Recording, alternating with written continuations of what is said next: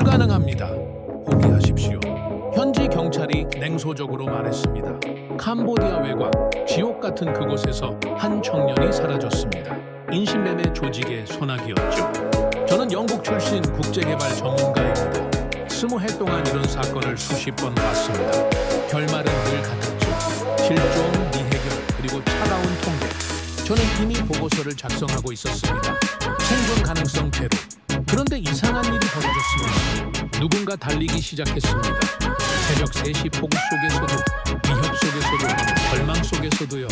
12시간 만에 47건의 정보를 모았습니다. 밤낮 없이 현장을 뛰었죠. 전 경악했습니다. 당신들은 미쳤습니까? 그들이 대답했습니다. 아닙니다. 우린 한국입니다.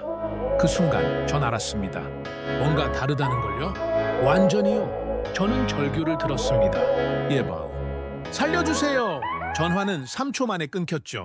캄보디아 프놈펜. 그곳은 인간이 상품으로 거래되는 곳입니다. 2025년 3월 한 한국인 청년이 그 어둠 속으로 끌려 들어갔습니다. 유엔은 저를 현장에 보냈죠. 하지만 제 마음 한구석엔 이미 답이 있었습니다. 이 사건도 끝이 보인다. 이야기 시작 전에 좋아요와 구독 눌러주시면 큰 힘이 됩니다. 감사합니다. 저는 에릭 로웰입니다. 영국 출신 국제개발 전문가죠. 유엔 자문관으로 20해를 일했습니다. 분쟁 지역, 빈곤 국가, 인권 사각지대를 다녔죠. 실종 사건만 해도 수십 건을 처리했습니다. 그래서 알고 있었습니다. 이런 사건의 결말은 늘 같다는 걸요. 프놈펜 공항에 도착했을 때 공기부터 달랐습니다. 습하고 무거웠죠. 저는 택시를 타고 시내로 향했습니다. 창밖으론 화려한 호텔과 허름한 판잣집이 뒤섞여 있었죠. 이곳이 바로 프놈펜입니다. 빛과 어둠이 공존하는 도시죠. 현지 경찰서에 도착했습니다. 담당 경찰은 뚱뚱한 중년 남성이었죠.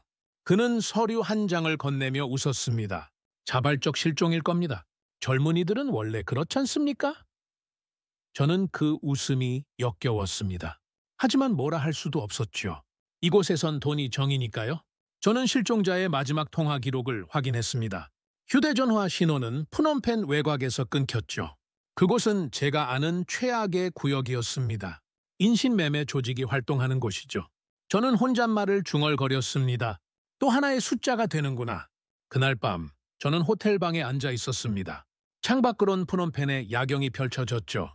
화려한 넌사인 뒤엔 어둠이 숨어 있었습니다. 저는 노트북을 열고 보고서를 작성하기 시작했습니다. 실종자 A, 한국 국적, 23. 차갑고 건조한 문장들이었죠. 그런데 그때였습니다. 호텔 로비에서 소란이 들렸습니다. 저는 창문을 열고 내려다봤죠. 검은색 승용차 2대가 멈춰 섰습니다. 그리고 정장 차림의 사람들이 내렸죠. 그들의 움직임은 신속했습니다. 군인도 아니고 경찰도 아니었습니다. 그럼 누구란 말입니까? 저는 로비로 내려갔습니다. 프런트에서 물었죠. 저 사람들은 누굽니까? 직원이 작은 목소리로 대답했습니다. 한국 대사관이요. 실종 사건 때문에 왔다던데요. 저는 코웃음을 쳤습니다. 외교관이 현장에? 그들이 뭘 할 수 있겠어. 하지만 제 예상은 빗나갔습니다.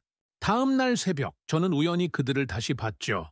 한 외교관이 호텔 복도에서 전화를 붙잡고 있었습니다. 시각은 새벽 4시였습니다. 그의 목소리는 단호했죠. 아닙니다. 포기하지 않습니다. 끝까지 찾아야 합니다. 저는 멈춰 섰습니다. 그의 눈빛이 심상치 않았죠. 피곤함도 보였지만 포기는 없었습니다. 저는 이상하다고 생각했습니다. 외교관이 이렇게까지 하는 이유가 뭡니까? 그건 그냥 업무 아닙니까? 저는 방으로 돌아왔습니다. 하지만 잠이 오지 않았죠. 머릿속엔 그 외교관의 목소리가 맴돌았습니다. 끝까지 찾아야 합니다. 저는 20해 동안 수많은 외교관을 봤습니다. 하지만 저런 눈빛은 처음이었죠. 그 순간 저는 깨달았습니다. 이 사건은 단순하지 않다는 걸요. 한국이 움직이고 있었습니다. 그것도 심상치 않게 말이죠. 저는 창밖을 바라봤습니다. 동이 트고 있었죠. 그날 새벽 저는 느꼈습니다. 뭔가 달라질 거라는 걸요. 그 전화 한 통이 제 20해 경험을 흔들기 시작했습니다. 저는 다음 날 아침 일찍 대사관으로 향했습니다. 협조 요청 명목이었죠. 하지만 솔직히 말하면 호기심이었습니다. 그들이 도대체 뭘 하고 있는지 보고 싶었죠. 대사관 회의실 문이 열려 있었습니다. 저는 복도에서 그 장면을 봤습니다. 6명의 사람들이 앉아 있었죠. 그들 앞엔 지도와 서류가 펼쳐져 있었습니다. 하지만 그게 다가 아니었습니다. 그들의 눈빛이 달랐죠. 한 남성이 말했습니다. 실종자의 이름은 김민수입니다. 23, 서울 출신이죠. 가족이 기다리고 있습니다. 저는 놀랐습니다. 그는 실종자 A라고 하지 않았죠. 이름을 불렀습니다. 사람으로 대했던 겁니다. 회의는 빠르게 진행됐습니다. 누군가 물었죠. 현지 경찰 협조는 어떻습니까? 대답이 돌아왔습니다. 어렵습니다. 하지만 우리 방식으로 갑니다. 저는 그 말에 귀를 기울였습니다. 우리 방식? 그게 뭔데요? 회의가 끝나고 한 사람이 나왔습니다. 정장 차림의 젊은 남성이었죠? 그가 저를 봤습니다. 로엘 박사님이십니까? 저는 고개를 끄덕였습니다. 그가 손을 내밀었죠. 박준호입니다. 1등 서기관이죠. 그의 악수는 단단했습니다. 눈빛은 차분했지만 날카로웠죠. 저는 물었습니다. 어떻게 진행하실 겁니까? 박준호는 잠시 침묵했습니다. 그리고 말했죠. 한 명이라도 포기하지 않습니다. 저는 웃음이 나왔습니다. 하지만 참았죠. 그 말이 너무 순진했습니다. 이곳은 캄보디아입니다. 돈이면 다 되는 곳이죠. 정의 같은 건 없습니다. 저는 대답했습니다. 현실은 그렇게 간단하지 않습니다. 박준호는 고개를 끄덕였습니다. 압니다. 하지만 우린 시도합니다. 그의 목소리엔 확신이 있었죠. 저는 이상했습니다. 저 확신은 어디서 오는 겁니까? 저는 현지 경찰서로 갔습니다. 자료를 요청하기 위해서였죠. 담당 경찰은 여전히 무성의했습니다. 아직 조사 중입니다. 기다리십시오. 저는 화가 났습니다. 하지만 어쩔 수 없었죠. 이게 이곳의 방식이니까요. 그런데 다음 날 놀라운 일이 벌어졌습니다. 한국팀이 영상 한 편을 확보했던 겁니다. 어떻게 구한 겁니까? 저는 박준호에게 물었죠. 어떻게 이걸 구하셨습니까? 박준호는 담담히 대답했습니다. 우리 방식입니다. 저는 더 물을 수 없었습니다. 하지만 알 수 있었죠. 그들은 비공식 루트를 갖고 있었습니다. 그것도 아주 탄탄한 네트워크를요. 영상을 봤습니다. 화질은 좋지 않았죠. 하지만 분명했습니다. 한 청년이 푸놈펜 골목을 걷고 있었습니다. 그 뒤로 검은색 SUV가 따라오고 있었죠. 저는 숨이 막혔습니다. 이건 증거입니까? 박준호는 고개를 끄덕였습니다. 예, 이제 시작입니다. 저는 그의 얼굴을 봤습니다. 거기엔 의지가 있었죠. 포기 같은 건 없었습니다. 저는 혼란스러웠습니다. 20해 동안 저는 봤습니다. 무수히 많은 실종 사건들을요. 대부분은 미해결로 끝났죠. 증거가 없었습니다. 의지도 없었고요. 하지만 이 사람들은 달랐습니다. 그날 밤 저는 박준호와 커피를 마셨습니다. 저는 물었죠. 왜 이렇게까지 하십니까? 그는 잠시 생각했습니다. 그리고 대답했죠. 우리는 국민을 보호할 의무가 있습니다. 저는 반박했습니다. 하지만 현실적으로 불가능한 경우도 있지 않습니까? 박준호는 고개를 저었습니다. 불가능은 시도하지 않았을 때만 확정됩니다. 그 말이 제 머릿속에 박혔습니다. 불가능은 시도하지 않았을 때만 확정된다. 저는 20해 동안 얼마나 많은 불가능을 만들어 왔습니까? 저는 창밖을 봤습니다. 푸놈펜의 밤은 여전히 어두웠죠. 하지만 뭔가 달라 보였습니다. 저 어둠 속에서 누군가 싸우고 있었습니다. 포기하지 않고 말이죠. 박준호가 일어섰습니다. 내일 현장 조사 갑니다. 함께 가시겠습니까? 저는 망설였습니다. 하지만 고개를 끄덕였죠. 가겠습니다. 그날 밤 저는 잠들지 못했습니다. 머릿속엔 그들의 모습이 맴돌았죠. 그들은 서류를 다루는 게 아니었습니다. 사람을 다루고 있었죠. 생명을 붙잡고 있었습니다. 저는 처음으로 생각했습니다. 어쩌면 이 사건은 다를지도 모른다고요. 어쩌면 한국은 뭔가 특별한 게 있는 건 아닐까요? 그 물음이 제 냉소를 흔들기 시작했습니다. 다음 날 새벽, 우리는 출발했습니다. 한국팀 5명과 저, 그리고 현지 통역사 1명이었죠. 목적지는 푸놈펜 외곽이었습니다. 그곳은 제가 가장 가고 싶지 않은 구역이었죠. 자, 안은 조용했습니다. 하지만 긴장감이 흘렀죠. 박준호는 지도를 보고 있었습니다. 다른 팀원들은 각자 자료를 검토했죠. 저는 창밖을 봤습니다. 해가 떠오르고 있었습니다. 외곽에 도착했을 때 공기가 달라졌습니다. 도심의 소라는 사라졌죠. 대신 정적만 남았습니다. 낡은 건물들이 줄지어 있었죠. 여긴 법이 닿지 않는 곳이었습니다. 박준호가 말했습니다. 2팀으로 나눕니다. 조심하세요. 저는 박준호 팀과 함께 움직였죠. 우리는 골목을 따라 걸었습니다. 좁고 어두웠죠. 벽엔 낙서가 가득했습니다. 1시간이 지났습니다. 아무것도 발견하지 못했죠. 저는 생각했습니다. 역시 헛수고야. 하지만 그때였습니다. 한 소년이 다가왔죠. 소년은 10살쯤 돼 보였습니다. 더러운 티셔츠를 입고 있었죠. 그가 박준호에게 뭔가 말했습니다. 통역사가 전했죠. 창고를 안다고 합니다. 이상한 사람들이 드나든다고요. 박준호는 무릎을 굽혔습니다. 소년과 눈높이를 맞췄죠. 어디 있니? 소년은 손가락으로 가리켰습니다.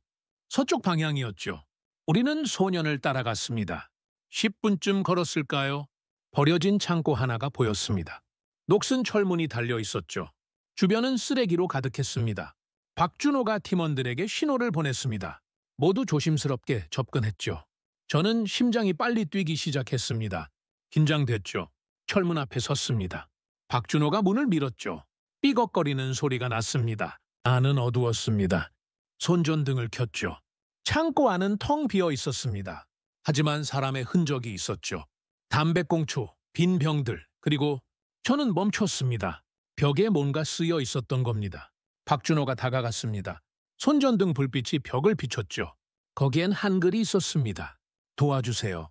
김민수, 저는 숨이 막혔습니다. 박준호는 아무 말도 하지 않았습니다. 하지만 그의 손이 떨리고 있었죠. 저는 그 떨림을 봤습니다. 그건 분노였습니다. 그리고 슬픔이었죠. 한 팀원이 말했습니다. 여긴 분명 거점이었습니다. 최근까지 사용했던 것 같습니다. 박준호는 고개를 끄덕였죠. 증거 확보합니다. 사진 찍으세요! 저는 그 순간을 지켜봤습니다. 그들은 외교관이 아니었습니다. 수사관처럼 움직이고 있었죠. 전문적이고 신속했습니다. 창고를 나왔을 때 박준호가 소년에게 감사 인사를 했습니다. 그리고 돈을 건넸죠. 소년은 웃으며 달려갔습니다. 박준호는 하늘을 올려다봤습니다. 아직 늦지 않았습니다. 우리는 대사관으로 돌아왔습니다.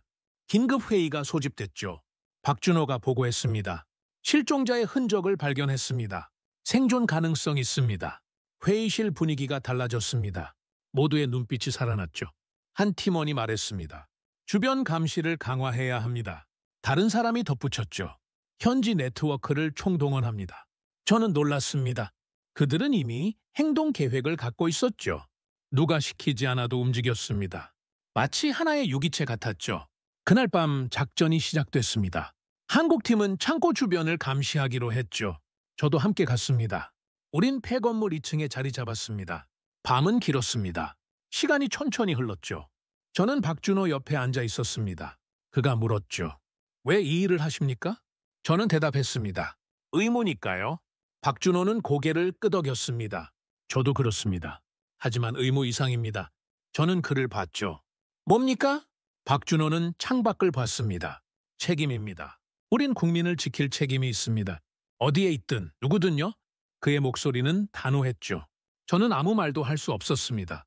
20해 동안 저는 의무만 다했습니다. 책임은 생각해 본 적 없었죠. 그 둘은 다른 겁니까? 새벽 3시쯤이었습니다. 움직임이 포착됐죠. 검은색 차량 한 대가 창고 쪽으로 향했습니다. 박준호가 무정의를 들었죠. 대기. 아직 움직이지 마세요. 차가 멈췄습니다. 2명의 남자가 내렸죠. 그들은 창고로 들어갔습니다. 10분 후 다시 나왔습니다. 차는 떠났죠. 박준호가 지시했습니다. 차량 추적 시작합니다. 한 팀원이 재빨리 오토바이를 타고 출발했습니다. 저는 감탄했죠. 이건 작전이었습니다. 1시간 후 연락이 왔습니다. 동쪽 외곽 폐공장입니다. 경비가 삼엄합니다. 박준호는 결정했죠. 현지 경찰에 연락합니다. 동시에 대사관에 보고하세요.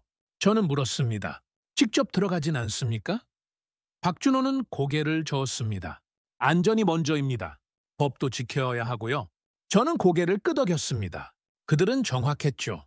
하지만 그때 무정위에서 급한 목소리가 들렸습니다. 차량이 움직입니다. 공장을 떠나고 있습니다. 박준호의 얼굴이 굳었죠. 지금 가야 합니다. 박준호가 일어섰습니다. 저도 따라 일어섰죠. 우리는 채 올랐습니다. 심장이 터질 것 같았습니다. 공장으로 향하는 길 박준호가 말했습니다. 오늘 그를 찾습니다. 저는 그의 눈을 봤습니다. 거기엔 확신이 있었죠. 그 확신이 저를 움직이게 했습니다. 공장에 도착했을 때 모든 게 끝나 있었습니다. 빈 건물만 남았죠. 우린 너무 늦었습니다. 박준호는 주먹을 쥐었습니다. 아무 말도 하지 않았죠. 다음 날 현지 경찰이 보고서를 발표했습니다. 저는 그 문서를 받았죠. 제목부터 이상했습니다. 자발적 실종 건으로 종결. 저는 읽어 내려갔습니다. 문서엔 이렇게 쓰여 있었죠. 실종자는 자의로 연락을 끊은 것으로 판단됨. 범죄 혐의 없음. 저는 어이가 없었습니다. 하지만 놀랍지도 않았죠. 이게 이곳의 방식이니까요. 국제 보고서를 쓰는 건 제 일이었습니다. 객관성을 유지해야 했죠. 저는 경찰 보고서를 검토했습니다. 형식은 완벽했죠. 증거도 나름 있었습니다. 하지만 뭔가 찝찝했습니다. 박준호가 제 사무실로 왔습니다. 그는 보고서를 봤죠. 얼굴이 굳었습니다. 이건 거짓말입니다. 저는 대답했습니다. 하지만 공식 문서입니다. 박준호는 책상을 쳤습니다. 공식이라고 해서 진실입니까? 저는 당황했죠. 증거가 부족합니다. 법적으론 이게 맞습니다. 박준호는 저를 똑바로 봤습니다. 법이 사람보다 중요합니까? 저는 말문이 막혔습니다. 20해 동안 저는 법과 절차를 따랐죠. 그게 전문가의 태도라고 배웠습니다. 감정은 배제해야 한다고요. 박준호가 말했습니다. 김민수는 아직 살아있습니다. 그 벽에 메시지를 받지 않습니까? 저는 고개를 저었죠. 그건 며칠 전 일입니다. 지금은 알 수 없어요. 그럼 확인하면 되지 않습니까? 박준호의 목소리가 높아졌습니다. 우린 포기할 수 없습니다. 저는 차갑게 대답했죠. 현실을 봐야 합니다. 회의실 분위기가 얼어붙었습니다. 한국팀은 저를 바라봤죠. 실망이 역력했습니다. 저는 불편했습니다. 하지만 어쩔 수 없었죠. 전 객관성을 지켜야 했습니다. 그날 오후 상황이 바뀌었습니다. 한국팀이 브로커 한 명을 추적했던 겁니다. 현지 정보원의 도움이었죠. 박준호가 저를 불렀습니다. 같이 가시죠. 우린 프놈펜 시장 뒷골목으로 갔습니다. 좁은 건물 2층이었죠. 방 안엔 30대 남자가 앉아 있었습니다. 그의 눈빛은 불안했죠. 박준호가 통역사를 통해 물었습니다. 김민수를 아십니까? 남자는 고개를 저었습니다. 모릅니다. 하지만 땀이 흘렀죠. 박준호는 사진을 꺼냈습니다. 창고 벽의 메시지였죠. 이건 뭡니까? 남자는 침묵했습니다. 박준호가 다시 물었습니다. 마지막 기회입니다. 남자는 무너졌습니다. 알아요. 하지만 전 중간 역할만 했어요. 저는 숨을 죽였습니다. 드디어 실마리가 나온 겁니까? 그 청년은 어디 있습니까? 박준호의 목소리는 차가웠습니다. 남자가 대답했죠. 다른 곳으로 넘겨졌어요. 동쪽으로요. 저는 충격을 받았습니다. 그럼 아직 살아있다는 겁니까? 경찰 보고서는 뭡니까? 저는 혼란스러웠죠. 박준호는 남자에게 더 물었습니다. 장소, 시간, 연락망, 모든 걸 캤죠. 남자는 떨면서 대답했습니다. 박준호는 모든 걸 기록했습니다. 밖으로 나왔을 때 저는 멍했습니다. 박준호가 말했습니다. 보셨죠? 그는 살아있습니다. 저는 대답할 수 없었습니다. 대사관으로 돌아왔습니다. 저는 제 방에 혼자 앉았죠. 머릿속이 복잡했습니다. 경찰 보고서는 거짓이었습니다. 제가 검토했던 그 문서는요. 저는 20해 동안 뭘 했습니까? 수많은 보고서를 썼죠. 객관적이고 전문적이었습니다. 하지만 단 한 사람이라도 구했습니까? 저는 숫자만 다뤘습니다. 사람은 보지 않았죠. 문을 두드리는 소리가 났습니다. 박준호였죠. 그가 들어와 앉았습니다. 로웰 박사님, 저는 그를 봤습니다. 박준호가 말했습니다. 화내서 죄송합니다. 하지만 이해해 주세요. 저는 고개를 저었죠. 아닙니다. 제가 틀렸습니다. 우린 이걸 통계로 보지 않습니다. 박준호의 목소리는 부드러웠습니다. 생명으로 봅니다. 김민수는 숫자가 아닙니다. 그는 누군가의 아들이고 친구고 꿈이 있는 사람입니다. 그 말이 제 가슴을 쳤습니다. 저는 눈물이 날 것 같았죠. 20해 동안 제가 외면했던 진실이었습니다. 함께 해주시겠습니까? 박준호가 손을 내밀었습니다. 저는 그 손을 봤죠. 떨리고 있었습니다. 하지만 확고했습니다. 저는 그의 손을 잡았습니다. 이제 함께 하겠습니다. 제 목소리도 떨렸죠. 하지만 확신이 있었습니다. 그날 밤 저는 제 보고서를 다시 봤습니다. 차갑고 건조한 문장들이었죠. 저는 그걸 찢어버렸습니다. 이젠 다르게 쓸 겁니다. 사람을 위해서요. 박준호가 나가면서 말했습니다. 내일부터 새로운 작전입니다. 준비하세요. 저는 고개를 끄덕였죠. 창밖을 봤습니다. 프놈펜의 밤은 여전히 어두웠습니다. 하지만 제 안에선 뭔가 타오르고 있었죠. 분노였습니다. 그리고 결심이었습니다. 저는 더 이상 관찰자가 아니었습니다. 이제 저도 싸우는 사람이었죠. 김민수를 찾을 겁니다. 끝까지요. 그날 저는 제 20해를 버렸습니다. 그리고 새로운 신념을 얻었죠. 다음 날 아침 대사관은 전쟁터 같았습니다. 사람들이 분주하게 움직였죠. 전화벨이 쉴 새 없이 울렸습니다. 저는 그 모습을 지켜봤습니다. 박준호가 저를 불렀습니다. 작전 브리핑입니다. 들어오세요. 회의실엔 이미 10여 명이 모여 있었죠. 한국팀만이 아니었습니다. 현지 교민들도 있었습니다. 박준호가 설명했습니다. 김민수를 찾기 위해 전국 네트워크를 가동합니다. 교민 여러분의 협조가 필요합니다. 한 교민이 대답했죠. 당연히 도와야죠. 우리 아이들입니다.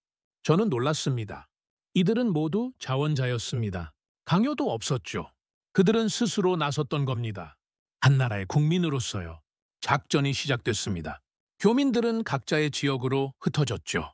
누군 시장에, 누군 공장에, 누군 항구로 갔습니다. 그들은 눈과 귀가 되었습니다. 저도 팀에 합류했습니다. 더 이상 관찰자가 아니었죠. 박준호와 함께 동부 지역으로 향했습니다. 차 안에서 그가 말했습니다. 감사합니다. 저는 고개를 저었습니다. 제가 감사해야죠. 당신들이 제 눈을 뜨게 해줬으니까요. 박준호는 미소 지었습니다. 이제 우린 한 팀입니다. 그 말이 가슴에 와닿았습니다. 저는 혼자가 아니었죠. 함께 싸우는 사람들이 있었습니다. 오후 3시쯤 첫 연락이 왔습니다. 시장의 한 교민이었죠. 수상한 차량을 봤습니다. 검은색 SUV요. 박준호는 즉시 좌표를 확인했습니다.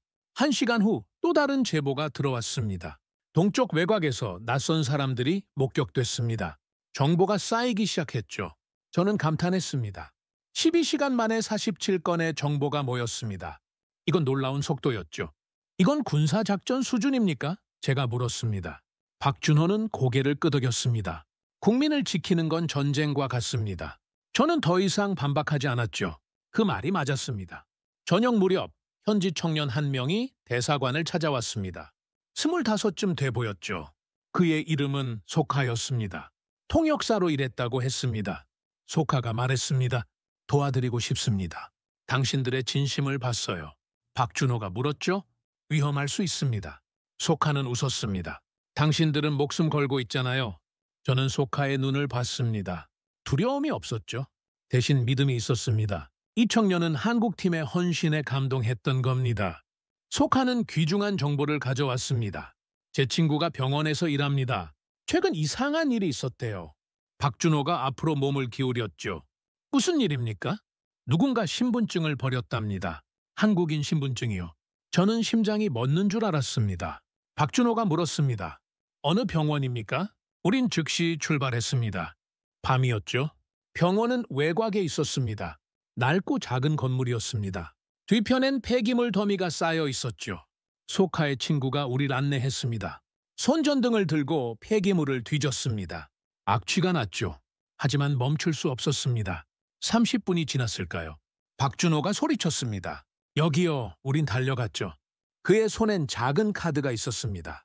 신분증이었습니다. 더러웠지만 읽을 수 있었죠. 이름이 보였습니다. 김민수. 저는 숨을 크게 들이마셨습니다. 박준호는 신분증을 꼭 쥐었습니다. 그의 손이 떨렸죠. 그는 여기 있었습니다. 얼마 전까지요. 저도 고개를 끄덕였습니다. 살아있다는 신호입니다. 대사관으로 돌아왔습니다. 팀원들이 모였죠. 박준호가 신분증을 보여줬습니다. 모두 환호했습니다. 하지만 박준호는 침착했죠. 아직 끝나지 않았습니다. 더 빨리 움직여야 합니다. 그날 밤 회의가 열렸습니다. 정보를 분석했죠. 병원 주변 목격자 진술, 차량 이동 경로, 브로커 연락망, 모든 걸 연결했습니다. 지도 위에 빨간 선이 그려졌습니다. 동쪽으로 향하고 있었죠. 박준호가 말했습니다. 그 방향엔 국경이 있습니다. 서둘러야 합니다. 저는 팀원들을 봤습니다. 피곤한 얼굴들이었죠. 하지만 포기는 없었습니다. 그들의 눈엔 불꽃이 타올랐습니다. 박준호가 저를 봤습니다. 함께 가시겠습니까? 저는 당연하다는 듯 대답했죠.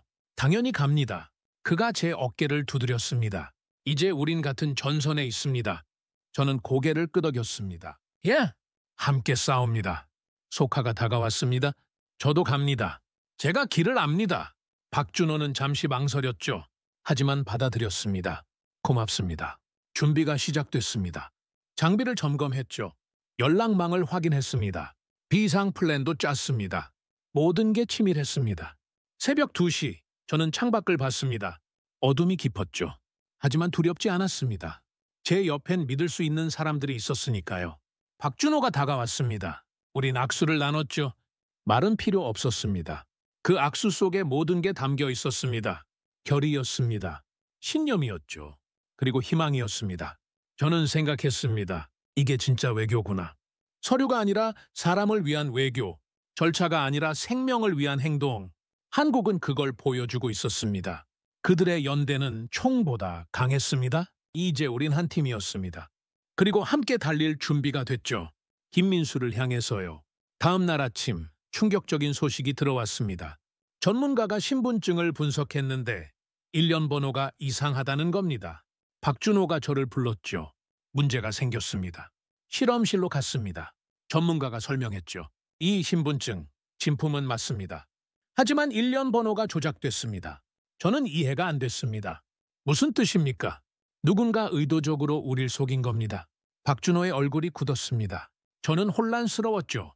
그럼 김민수는 병원에 있지 않았다는 겁니까? 전문가가 고개를 끄덕였습니다. 가능성이 높습니다. 회의실로 돌아왔습니다. 팀원들의 얼굴이 어두웠죠. 며칠간의 노력이 허공으로 날아간 겁니까?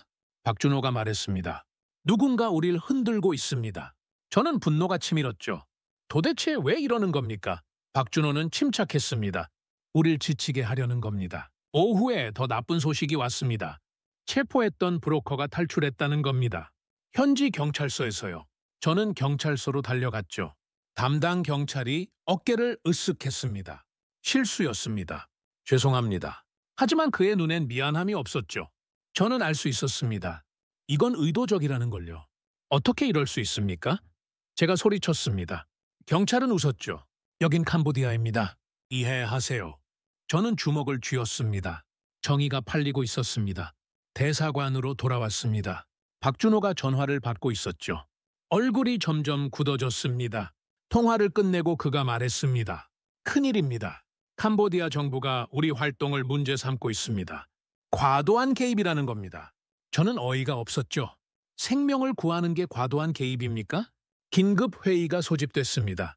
대사가 직접 참석했죠. 그가 말했습니다. 외교적 압박이 심각합니다. 작전 중단을 요구받고 있습니다. 회의실이 조용해졌습니다. 모두가 박준호를 봤죠. 그는 오랫동안 침묵했습니다. 그리고 입을 열었습니다. 절차는 지키겠습니다. 하지만 생명은 포기하지 않습니다. 그의 목소리는 단호했죠. 대사가 물었습니다. 어떻게 하자는 겁니까? 박준호가 대답했습니다. 합법적 범위 안에서 끝까지 갑니다. 우린 법을 어기지 않습니다. 하지만 멈추지도 않습니다. 대사는 고개를 끄덕였습니다. 알겠습니다. 책임은 내가 지죠. 저는 그 장면을 지켜봤습니다. 이게 진짜 리더십이구나. 회의가 끝나고 저는 박준호를 따로 불렀습니다. 제가 할 수 있는 게 있습니까? 박준호가 저를 봤죠. 있습니다. 현지 언론에 이 실태를 알려주세요. 로엘 박사님은 유엔 자문관입니다. 신뢰도가 다릅니다. 저는 망설였습니다. 위험했죠. 하지만 필요했습니다.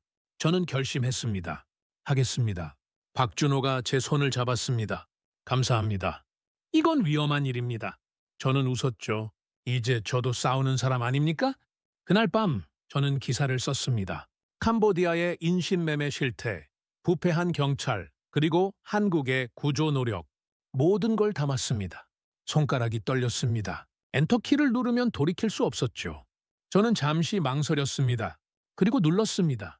기사는 빠르게 퍼졌습니다. 현지 언론이 보도했죠. 국제 매체도 관심을 보였습니다. 여론이 움직이기 시작했습니다. 하지만 대가도 있었습니다. 저는 협박 전화를 받았죠. 입 닥치지 않으면 후회할 겁니다. 저는 두려웠습니다. 하지만 물러서지 않았습니다. 박준호가 제 사무실로 왔습니다. 괜찮으십니까? 저는 고개를 끄덕였죠. 괜찮습니다. 계속 싸웁니다. 새벽 4시쯤이었습니다. 모두 지쳐 있었죠. 저는 창밖을 봤습니다. 프놈펜은 여전히 어두웠습니다. 그때 박준호의 휴대전화가 울렸습니다. 그가 전화를 받았죠. 얼굴이 변했습니다. 예, 예. 좌표를 보내주세요. 통화를 끝내고 그가 우릴 봤습니다. 익명의 정보원입니다. 새로운 좌표를 보냈습니다. 저는 일어섰죠. 믿을 만합니까? 박준호는 화면을 봤습니다. 모르겠습니다.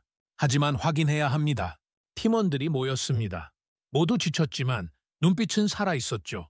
지도를 펼쳤습니다. 좌표는 동쪽 외곽을 가리켰습니다. 국경 근처였죠. 박준호가 말했습니다. 위험한 지역입니다. 그래도 가야 합니까? 한 팀원이 물었습니다. 박준호는 고개를 끄덕였죠. 가야 합니다. 이게 마지막 기회일 수 있습니다. 저는 장비를 챙겼습니다. 손이 떨렸죠. 하지만 멈출 수 없었습니다. 김민수를 포기할 수 없었으니까요. 박준호가 팀원들을 모았습니다. 위험한 작전입니다. 강제는 하지 않습니다. 하지만 아무도 빠지지 않았습니다. 모두 함께 가기로 했죠. 소카도 있었습니다. 그가 말했습니다. 저도 갑니다. 끝까지 함께요. 저는 그의 용기에 감동했습니다. 차에 올랐습니다. 새벽 5시였죠. 동쪽으로 향했습니다. 하늘이 밝아오고 있었습니다.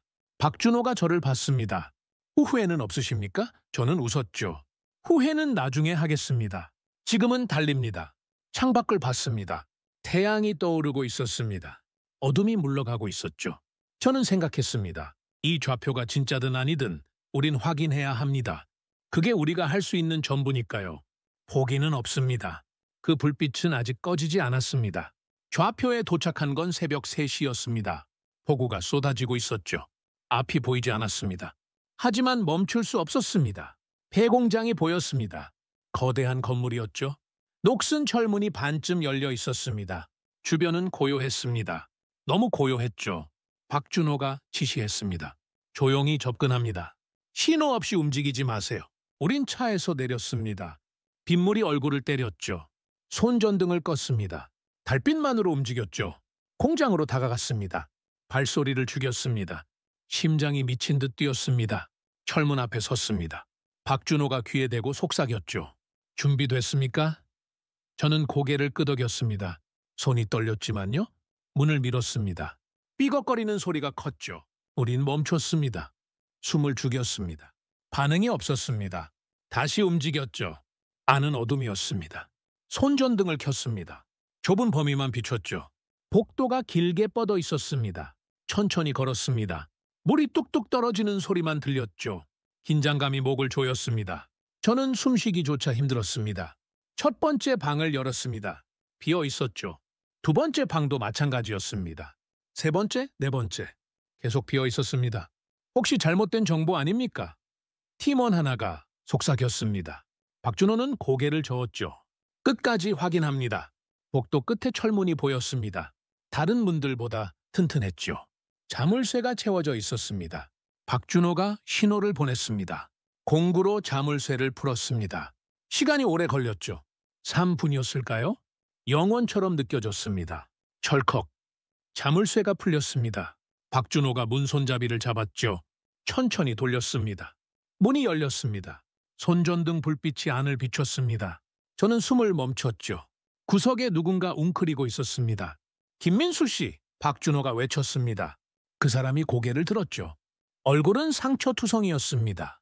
옷은 찢어져 있었습니다. 하지만 눈은 살아있었습니다. 그가 떨리는 목소리로 말했죠. 한국 사람이세요? 저는 손전등을 떨어뜨렸습니다. 그가 살아있었습니다. 진짜로요? 눈물이 쏟아질 것 같았습니다. 박준호가 달려갔습니다. 그를 부축했죠. 괜찮습니다. 이제 안전합니다. 김민수가 울기 시작했습니다. 정말 한국에서 오셨어요? 예. 당신을 찾으러 왔습니다. 박준호의 목소리도 떨렸습니다. 팀원들이 달려들었죠. 물을 줬습니다. 담요를 덮어줬습니다. 저는 벽에 기댔습니다. 다리에 힘이 풀렸죠. 그가 살아있었습니다. 우리가 찾았습니다. 기적이었습니다. 김민수가 말했습니다. 포기한 줄 알았어요. 아무도 안 올 줄. 박준호가 그의 어깨를 잡았죠. 한국은 끝까지 포기하지 않습니다. 소카가 밖을 살폈습니다. 빨리 나가야 합니다. 누가 올지 모릅니다. 박준호가 고개를 끄덕였죠. 출발합니다. 김민수를 부축해 일으켰습니다. 그는 걷기 힘들어했죠. 두 명이 그를 떠받쳤습니다. 천천히 복도를 나왔습니다.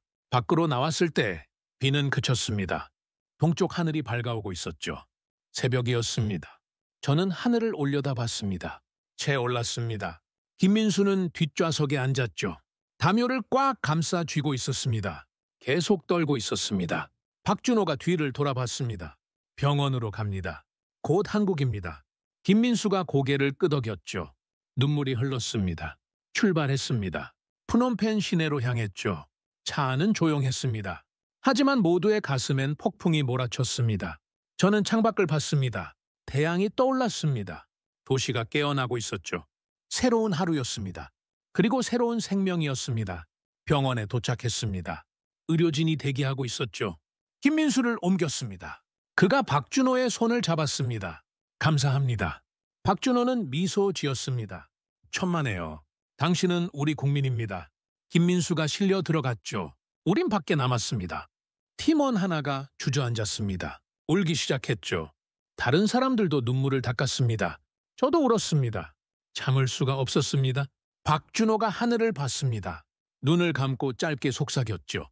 한국은 끝까지 포기하지 않습니다. 저는 그 말을 들었습니다. 소카가 다가왔습니다. 당신들은 영웅입니다. 박준호는 고개를 저었죠. 아닙니다. 우린 의무를 다했을 뿐입니다. 저는 박준호를 봤습니다. 그의 얼굴은 지쳐 있었죠. 하지만 평온했습니다. 그는 해냈습니다. 한 생명을 구했습니다. 저는 깨달았습니다. 이게 진짜 외교구나. 협상도 아니고 문서도 아니었습니다. 생명이었습니다. 사람이었죠. 한국은 그걸 증명했습니다. 불가능을 가능으로 만들었죠. 포기하지 않는 신념으로요. 저는 내 20해를 돌아봤습니다. 무엇을 했습니까? 보고서만 썼습니다. 숫자만 다뤘죠. 하지만 오늘 저는 진짜 일을 했습니다. 석 달 후 저는 프놈펜으로 돌아갔습니다. 새로운 프로젝트 때문이었죠. 인신매매 방지 시스템 구축이었습니다. 강가를 걸었습니다. 해가 지고 있었죠. 아름다운 노을이었습니다. 저는 멈춰 섰습니다. 이곳에서 시작됐습니다. 제 변화가요. 한국팀과의 만남, 김민수 구조, 그리고 새로운 신념. 저는 중얼거렸습니다. 한 사람을 구했습니다. 함께요. 박준호가 제 어깨를 두드렸습니다. 고생하셨습니다. 저는 웃었죠. 당신이 더 고생했습니다. 함께였습니다. 그가 말했습니다. 함께였기에 가능했습니다. 저는 고개를 끄덕였습니다. 맞았습니다. 그날 새벽 프놈펜의 폐공장에서요. 저는 인간의 가능성을 다시 믿게 됐습니다. 한국이 그걸 보여줬습니다. 그들은 외교관이 아니었습니다. 구원자였죠. 그리고 저도 그중 하나가 됐습니다. 그 순간을 저는 평생 잊지 못할 겁니다. 일주일 후 우린 귀국 비행기에 올랐습니다. 김민수는 치료를 마쳤죠. 회복 중이었습니다. 한국 외교관들과 저 그리고 김민수가 함께였습니다. 비행기 안은 조용했습니다. 모두 지쳐 있었죠. 하지만 평온했습니다. 저는 창밖을 봤습니다. 구름 위로 태양이 빛나고 있었습니다. 김민수가 잠들어 있었습니다. 평화로운 얼굴이었죠. 박준호가 그를 지켜보고 있었습니다. 저는 생각했습니다. 이건 단순한 귀국이 아니구나. 한 생명이 돌아가고 있었습니다. 가족의 품으로요. 그게 얼마나 소중한 일입니까? 저는 이제 알았습니다. 인천공항에 도착했습니다. 김민수의 가족이 기다리고 있었죠. 어머니가 달려왔습니다. 아들을 끌어안았습니다. 울음소리가 터져나왔습니다. 저는 그 장면을 봤습니다. 눈물이 났죠. 참을 수 없었습니다. 이게 우리가 한 일이었습니다. 한 가족을 다시 만나게 한 것이었죠. 다음 날 국제 언론이 보도했습니다. CNN 헤드라인이 떴죠. 한 국가의 외교가 한 생명을 구했다. BBC도 보도했습니다. 한국의 기적적 구조작전, 기사들이 쏟아졌습니다. 전 세계가 주목했죠. 한국의 대응 시스템, 외교관들의 헌신, 그리고 포기하지 않는 신념, 모든 게 조명됐습니다. 저는 그 기사들을 읽었습니다. 가슴이 벅찼죠. 세계는 처음으로 외교의 온도를 보고 있었습니다. 일주일 후 UN 회의가 있었습니다. 인신매매 방지 특별 세션이었죠. 저는 발표자로 초청됐습니다. 공식 보고가 아니었습니다. 증언이었죠. 회의장에 섰습니다. 수백 명이 저를 봤습니다. 저는 심호흡을 했죠. 마이크 앞에 섰습니다. 저는 20해 동안 이 일을 해왔습니다. 제 목소리가 울렸습니다. 수많은 실종 사건을 봤죠. 대부분은 미해결로 끝났습니다. 하지만 2025년 3월 저는 다른 것을 봤습니다. 저는 박준호를 봤습니다. 그가 청중석에 앉아 있었죠. 한국의 외교를 봤습니다. 그들은 절차를 따랐습니다. 하지만 생명을 우선했지요. 법을 지켰습니다. 하지만 신념을 포기하지 않았습니다. 회의장이 조용했습니다. 한국은 그날 외교가 아니라 인간의 존엄을 실행했습니다. 제 목소리가 떨렸습니다. 한 사람을 구했습니다. 끝까지 포기하지 않았죠. 박수가 터져 나왔습니다. 우레 같은 소리였죠. 저는 눈물을 닦았습니다. 회의장 모두가 일어섰습니다. 기립박수였습니다. 저는 박준호를 봤습니다. 그도 울고 있었죠. 우린 고개를 끄덕였습니다. 말은 필요 없었습니다. 한 달 후 캄보디아에서 소식이 왔습니다. 소카가 이메일을 보냈죠. 큰 변화가 있어요. 정부가 브로커 단속을 강화했어요. 특별팀도 만들었고요. 저는 놀랐습니다. 한 사건이 시스템을 바꾸고 있었던 겁니다. 소카는 이렇게 썼습니다. 당신들의 신념이 우리를 움직였어요. 이제 우리도 싸웁니다. 저는 회신했습니다. 함께 싸웁시다. 끝까지요. 소카가 답했죠. 야, 함께요. 한국의 진짜 힘은 기술도 군사력도 아니었다. 그것은 사람을 끝까지 믿는 힘이었다. 휴대전화가 울렸습니다. 박준호였죠. 잘 지내십니까? 저는 웃었습니다. 잘 지냅니다. 당신은요? 저도 잘 지냅니다. 또 새로운 사건이 있습니다. 함께 하시겠습니까? 저는 망설임 없이 대답했죠. 당연히 함께 합니다. 통화를 끝냈습니다. 강물을 봤습니다. 흐르고 있었죠. 멈추지 않고요. 저도 그렇게 살 겁니다. 멈추지 않고 싸우겠습니다. 저는 오랫동안 세계의 어둠을 봤습니다. 절망과 무기력을 봤죠. 하지만 2025년 프놈펜의 그 새벽에 저는 다른 걸 봤습니다. 빛을 봤습니다. 인간의 빛이었죠. 그 빛은 국기보다 찬란했습니다. 절차보다 따뜻했죠. 한국은 그 빛을 품고 있었습니다. 그들은 명령이 아니라 양심으로 움직였습니다. 보고서가 아니라 생명으로 증명했죠. 그날 이후 저는 제 보고서 첫 문장을 이렇게 적었습니다. 한국은 인간을 포기하지 않는 나라다. 그리고 저도 이제 그렇게 살 겁니다. 포기하지 않겠습니다. 한 사람이라도요. 해가 완전히 졌습니다. 어둠이 내렸죠. 하지만 두렵지 않았습니다. 제 안엔 빛이 있었으니까요. 한국이 준 빛이었습니다. 신념의 빛이었죠. 그 빛으로 저는 계속 걸을 겁니다. 어둠 속에서도요. 강물은 계속 흘렀습니다. 저도 계속 갈 겁니다. 생명을 향해서요. 한국처럼요.